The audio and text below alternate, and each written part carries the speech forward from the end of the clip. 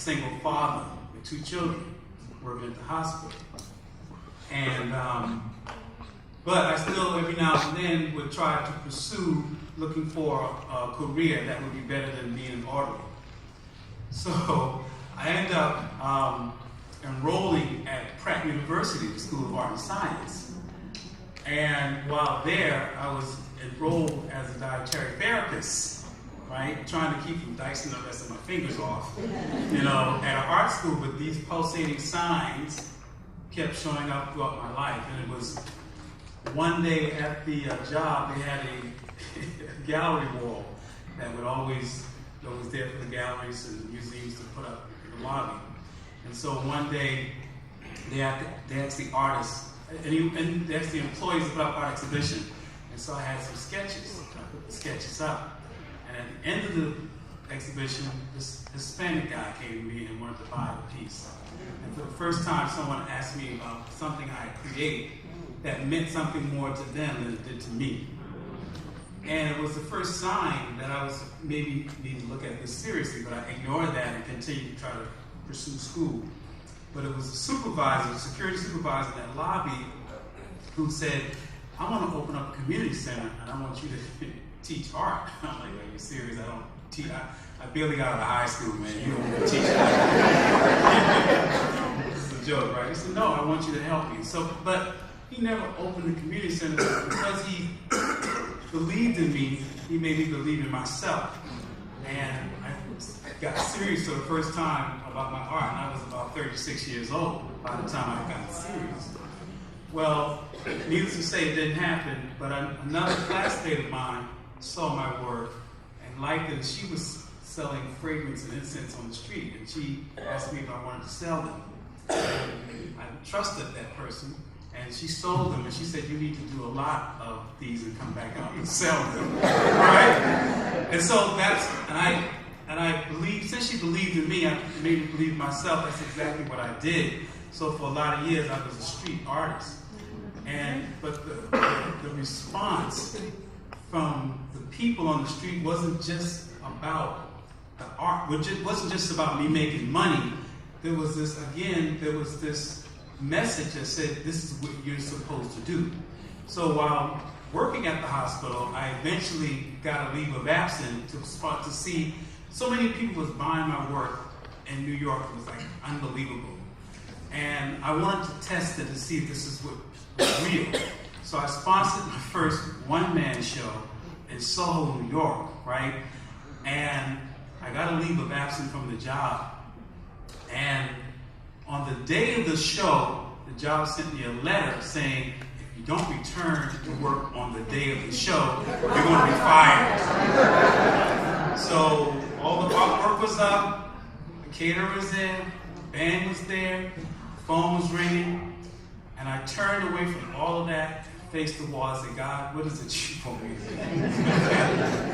And I felt peace and a calm. And I've been supporting myself and self-employed ever since up until this very day.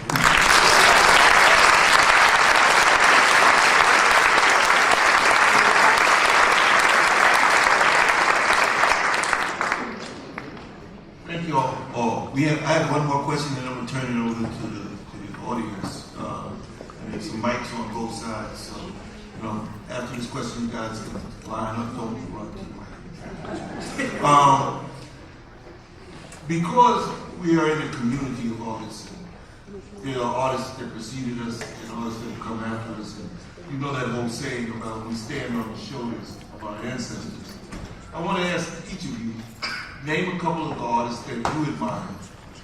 And then the second part of the question is, what do you tell young artists who are getting ready to start on a career in the arts? And back to you, Ken.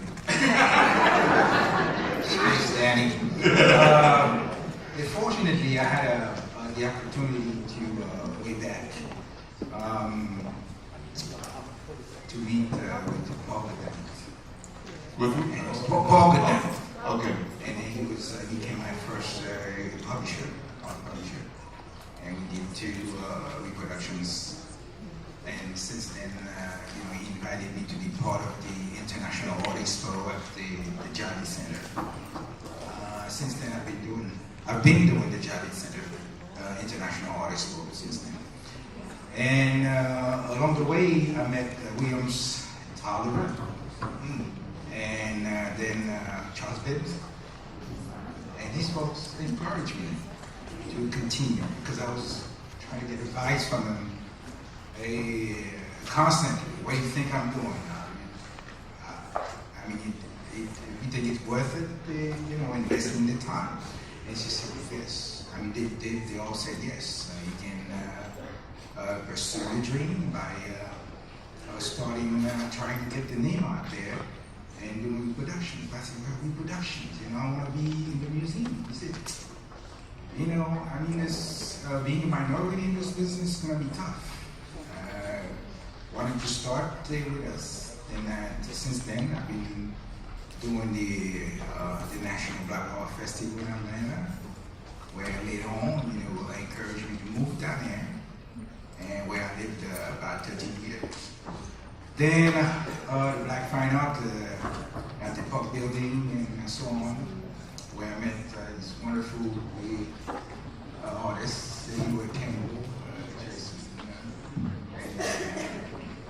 and Charlie.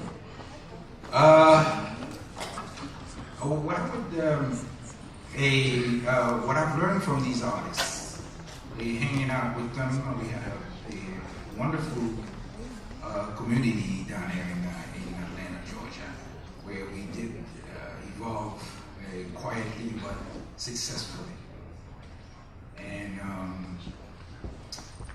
of course, with the downturn of the economy and everything, then things shift a little bit. I would say a huge paradigm shift.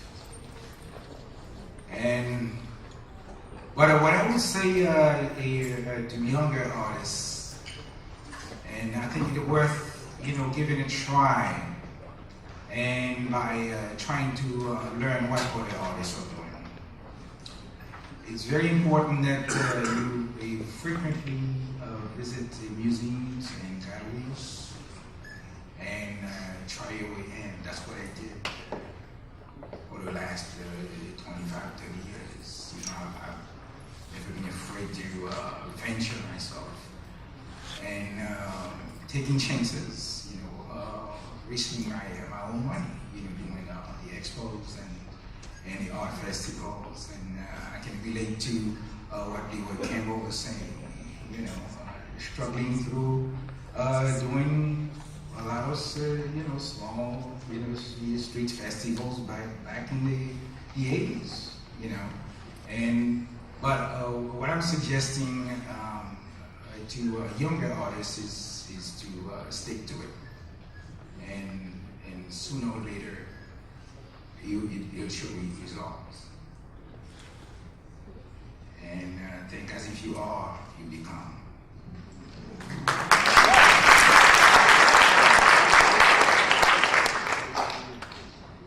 What I would say to young artists is be fearless and be patient.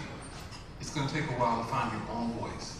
You're going to be influenced by a lot of people. You're going to be inspired by a lot of people. You're going to take from other people as part of the game. But as you begin to study the work, you'll evolve into your own artist. It's not going to happen instantly. It takes some time to develop it. So I think being patient is a part of it. The fearlessness is also a part of it. It's not easy, but it's not necessarily that hard either. And I had an art minor in art history, and so I know a lot of artists. I studied a lot of European artists and artists from all over the world, but I've always, for some reason, gravitated towards African American art and African American artists. There were certain artists. I met Nelson Stevens for the first time a year ago, and it was just by chance. And quite frankly, I don't know if anybody knows who he is, but he's part of Afro-Cobra. And I nearly fell to my knees in honor because he didn't realize how much just seeing his work when I was 14 years old was like, I want to paint like that one day. I want to create like that one day. And I would go through this book that my mother bought me for my birthday over and over again every night and say one day. And so it was the spirit, it was the soul of that work that came from all those brothers who were part of that organization. But then I'll go to names that we've all heard about over and over again, but it's the reason why we keep talking about these artists is because of their legacy is still to this day very powerful. Jacob Lawrence, definitely, without a doubt, Romeo Bearden. These are masters. And one of my all-time favorites, even coming from the Midwest, I knew of him early in my career, was Charles White. And I think when it came to somebody like Charles White, it was really the simplicity of subject matter. It was the fact that he told the story of black people without anything too involved, but he could really draw and he could really paint. And so it was, again, it was looking at this and saying, one day I want to be able to create like this. And then very much Elizabeth Catlett and her style and even her three-dimensional work. And the fact that her drawings and paintings translated to three-dimensional pieces. All of that were the reasons, and I think that's why I am where I'm at, because I still to this day will go back and study their works, because they told a story, and they told a story in their own voice, and it very much influences me as an artist today.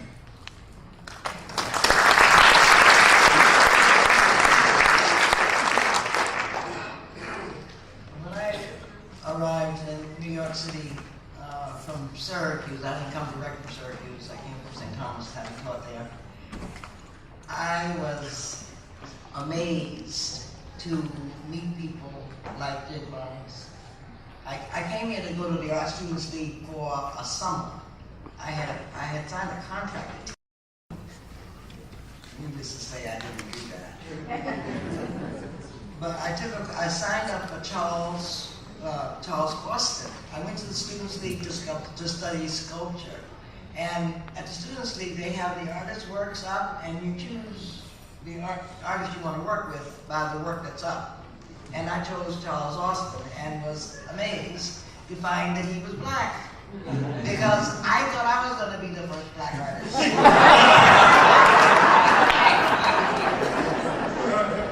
At Syracuse, with the history of art, you did not know it. You might know something about African art or Asian art, but African American art didn't exist. Even though I had, in my living room, my parents had an Augusta Savage on the piano, you know.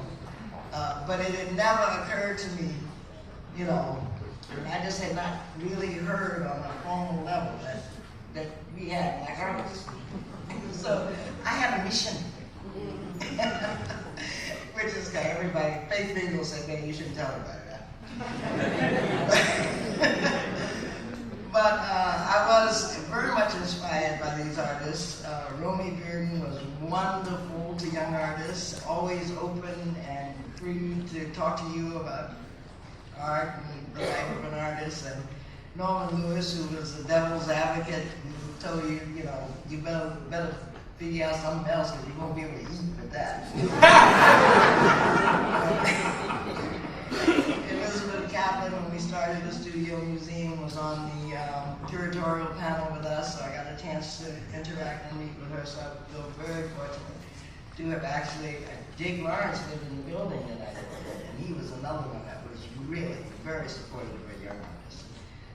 So, I felt that they were who I thought they should be as people, which was very reassuring. And in terms of what I would tell other artists, we were talking earlier, and I was saying, you know, every artist should have somebody to support them. And when I was working with the Children's Art Carnival, I had a lot of wives who weren't too happy about what their husbands were doing. I can remember being on the phone with one of the wives, and she said, I said, I won't leave him. I can't handle it. And I was like, oh, you can't leave him. He's so wonderful, he's so talented. You know, hang in there. So